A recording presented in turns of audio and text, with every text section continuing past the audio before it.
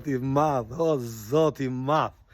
Mirdita, vlezër dhe motra shqiptare kudo ku jeni. Ju urojmë një fundjavë të bukur, një fundjavë të lezetshme për ju dhe për familjet tuaja.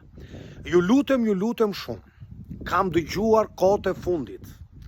Edhe kanë ndodhur në Gjermani çunat që janë me letra 1 vjeçare, me 2 vjeçare, me 3 vjeçare, me 10 vjeçare, italiane, greke, slovake, polake, shejtane të birë, vinë në Gjermani,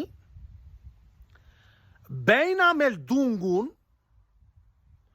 marri kontratë e punës, hapin letrën e AOK-s, kthejnë patentën, marri kontratë e punës, po pronari, duke qenë me një ketë madhe, nuk merr vesh fare nga dokumentat. Zero, nuk merr vesh. Zotria i ben lonat, i çon lonat në bank, zotria ka marrë kartën e bankës, 30 lekët. Por kujdes.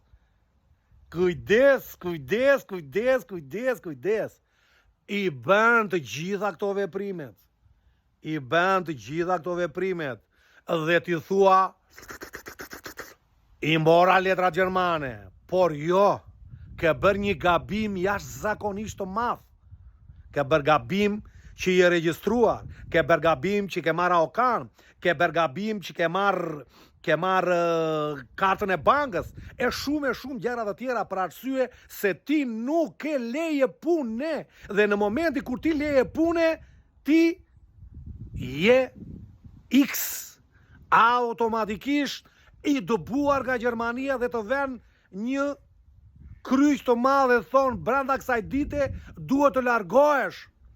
Do thoni ju, dajo, po këta budallenjan janë, se këta nuk kanë lidhje zyra me zyrën.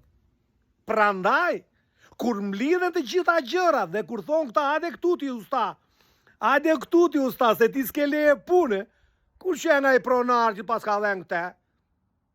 Do thot ju pronari unë s'di gjë. E a pronari, e a ti, ekspulsit e koka, e në një gjob, edhe ik Kosovë, ik në Shqipëri, ik në Maqedoni. Të njëjtën gjë ka patur dhe qatë çuna nga Shqipëria. Me pasaport kanë ardhur me 3 mujoshe, janë regjistruar, na kanë bërë ameldungun, kanë paguar ZTF-n, kanë marrë kartën e bankës, kanë marrë kartën e shëndetit, dhe me bukra fare. Në fund fare donin dhe shtojerin. E kupton tani ç'a bëhet në fund vitit, që bëhet ajo që merr ca lek? Prandaj kujdes. Ju lutem, mos bëni veprime të kota. Në Gjermani njifen letrat 5 vjeçare e Pi Macron dhe italianet lungo EU, periodo EU. Në rregull, të tjerat larushin e xhabeqos. Kalofshi sa më bukur, fundjavë të mirë.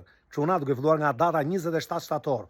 E në vazhdim, podcast me Dajon. Do të flasim gjithçka që ndodh në Gjermani. Kalofshi të ëmbël.